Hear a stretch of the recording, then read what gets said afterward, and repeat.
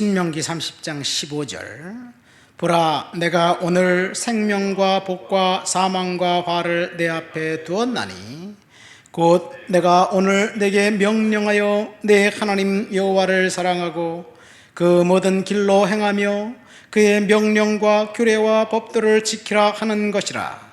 그리하면 내가 생존하며 번성할 것이요 또 내 하나님 여호와께서 내가 가서 차지할 땅에서 내게 복을 주실 것임이니라. 그러나 내가 만일 마음을 돌이켜 듣지 아니하고 유혹을 받아 다른 신들에게 절하고 그를 섬기면 내가 오늘 너희에게 선언하노니 너희가 반드시 멸망할 것이라. 너희가 요단을 건너가서 차지할 땅에서 너희의 날이 길지 못할 것이라. 내가 오늘 하늘과 땅을 불러 너희에게 증거를 삼노라.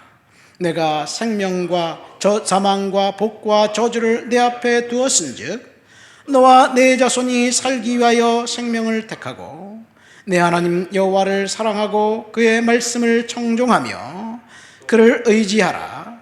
그는 내 생명의 시요 내 장수이시니 여호와께서 내 조상 아브라함과 이삭과 야곱에게 주리라고 맹세하신 땅에 내가 거주하리라. 아멘. 오늘 우리가 읽은 본문 말씀은 모세가 이스라엘 백성들을 이제 모아놓고 가나안 땅을 눈앞에 두고 마지막 설교한 고별 설교입니다.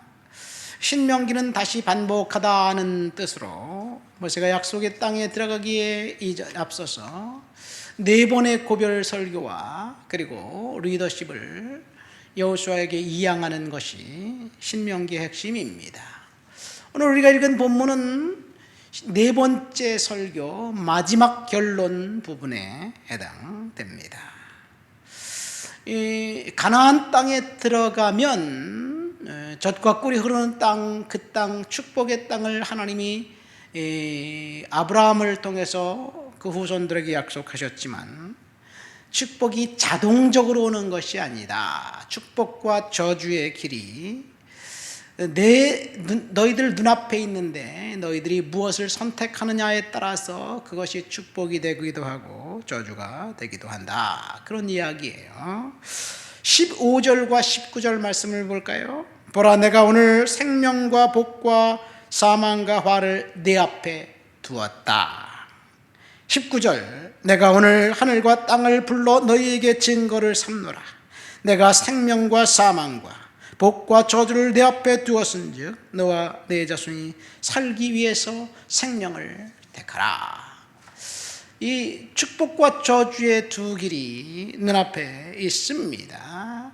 살기 위해서 생명을 선택하고 축복을 선택하라는 이야기예요. 이 말씀대로 우리가 살면 반드시 하나님께서 복 주시고 이 말씀대로 하나님을 거부하고 우상에게 섬기면 반드시 저주가 온다는 이야기입니다. 근데 오늘날 사람들은 그렇게 주장하지요. 평등을 주장하고 공평을 주장하면서 어떻게 예수만 믿어야 구원을 받습니까? 라고 질문을 하면서 왜 타종교회는 구원이 없나요?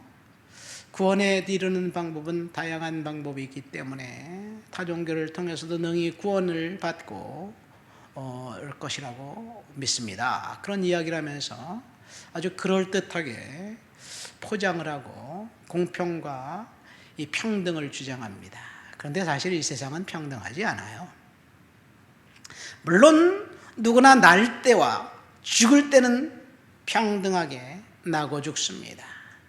날 때는 빈몸으로 오고 갈 때도 빈몸으로 갑니다. 날 때는 하나님이 허락해서 오셨고 갈 때는 우리가 이 땅에서 어떻게 살았느냐에 따라서 반드시 심판이 있고 천국과 지옥이 갈립니다. 그렇지만 이 세상을 살아가는 동안은 환경이 전혀 다릅니다. 어떤 사람은 금숟가락을 입에 물고 태어난 사람이 있고 어떤 사람은 흙수저도 입에 물지 못하고 태어난 사람이 있고, 어떤 사람은 태어난 그 즉시 대우받으면서 호의호색하지만, 어떤 사람은 태어나면서 그 즉시 버림받아서 베이비박스에 버려지고, 그리고 천덕꾸러기 인생을 살아갑니다. 결코 이 세상은 평등하지 않습니다. 하나님을 믿고 예수를 믿는 것, 그래야 구원받는 것은 진리입니다. 다른 종교를 믿어도 괜찮다, 종교인, 존경받는 종교인처럼 보일 수 있어도 이것은 사탄의 거짓에 불과합니다. 오늘 본문에 보면 축복받는 길과 저주받는 길이 있어요. 축복받는 길은 하나님을 사랑하고 율법을 지키는 것에 있습니다. 본문에 보면 그렇죠. 근데 우리는 지금까지 교회에서 들어온 말씀은 하나님의 사랑에 대해서 많이 들어왔습니다. 하나님이 세상을 이처럼 사랑하사 독생자를 주셨으니 하나님의 사랑입니다. 하나님의 사랑은 구원에 있습니다. 이스라엘 백성들은 한마디로 말해서 천당과 지옥을 왔다 갔다 한 백성들이었어요. 하루는 홍해를 건너서 너무너무 기뻐하다가 그날 해가 지기 전에는 또다시 하나님 앞에 불평과 원망을 쏟아냅니다. 하루는 승전가를 불렀다가 하루는 불평해대기 시작합니다. 이 여호수아를 필두로 해서 여리고성을 점령했을 때 뜨거운 찬양과 나팔 소리로 여리고성을 점령했어요. 하나님 앞에 함성을 질렀습니다. 그런데 얼마 못 가서 그들은 그 가나안 족속의 다산의 여신 앞에 무릎 꿇고 음란에 빠져들었습니다. 예수님의 제자들은 어떤가요? 예수님과 동행하면서 다락방에서 식사를 했던 그 사람들이 그날 밤이 지나기 전에 예수를 결코 모른다고 시침이 떼고, 그리고 저주하면서 부인하기도 했습니다. 이것이 우리의 모습이에요. 들쭉날쭉한 신앙인의 모습입니다. 그럼에도 불구하고 하나님의 사랑은 우리를 구원한 거예요. 여기에 불변의 진리가 있습니다. 우리는 들쭉날쭉해도 하나님은 변함이 없이 스테디하게 계속해서 우리를 사랑하시는 거예요. 그래서 우리의 믿음이 깨지고 감정이 상했을 때 우리의 그 상태에 따라서 좋고 나쁨이 있지만 하나님은 결코 우리를 버리지 않는다는 것, 이것이 하나님의 사랑입니다. 그런데 오늘 본문에 보면 하나님의 사랑을 이야기하는 것이 아니에요. 하나님을 사랑하라는 말입니다.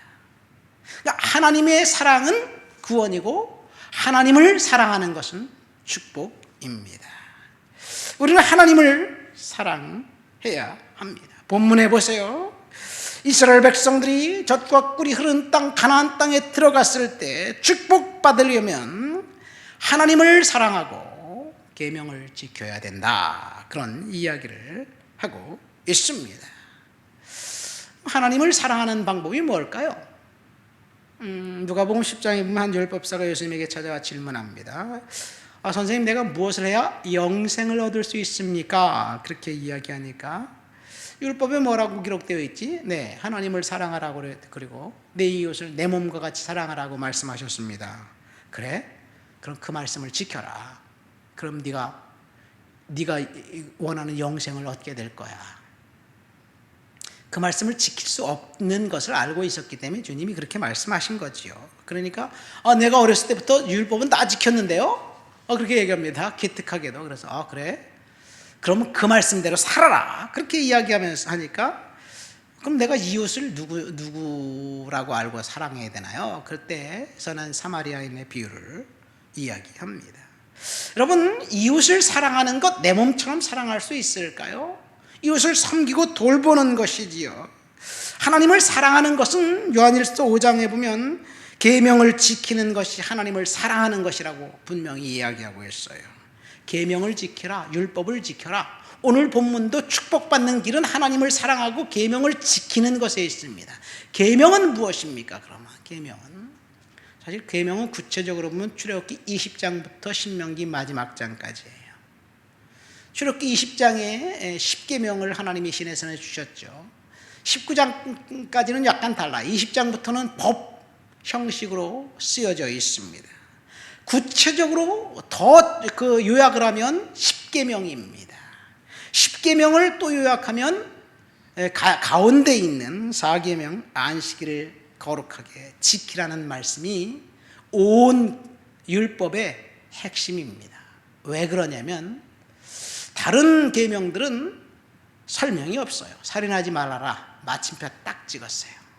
우상 숭배하지 말아라, 마침표 딱 찍었어요. 하나님의 이름을 망령되 일컫지 말아라, 딱 찍었어요. 망령되 일컫는 것이 무엇이다 라고 설명하지 않아요. 그러나 안식일을 지키는 것은 길게 설명합니다.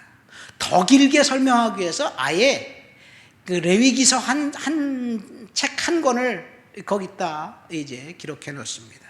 그 레위기서가 안식일을 지키기 위해서 어떻게 하나님께 제사드리고 어떻게 예배하는지 그 방법을 알려주는 거예요. 그러니까 안식일을 지키는 것, 율법을 지키는 것, 그것이 축복입니다. 그러니까 하나님을 사랑하는 것은 안식일을 지키는 것이고, 안식일을 지키는 것은 예배입니다.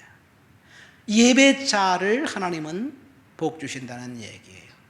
예배로 구원받는 것이 아니라 예배로 축복받는 거예요. 예배하는 사람을 하나님이 축복하십니다. 그런데 우리는 바꿔서 생각하지요. 하나님 앞에 복 주시면 내가 예배도 잘 드리고 순종도 하겠습니다. 이렇게 생각해. 바뀌면 안 돼요. 그 솔로몬이 1,000번제를 다 드리고 난 다음에 하나님이 나타나셨어요. 중간에 나타나신 게 아니에요. 그 사무엘 선지자 사울 왕이 스스로 번제 드리기를 다 마치자 사무엘 선지자가 나타나서 책망했어요.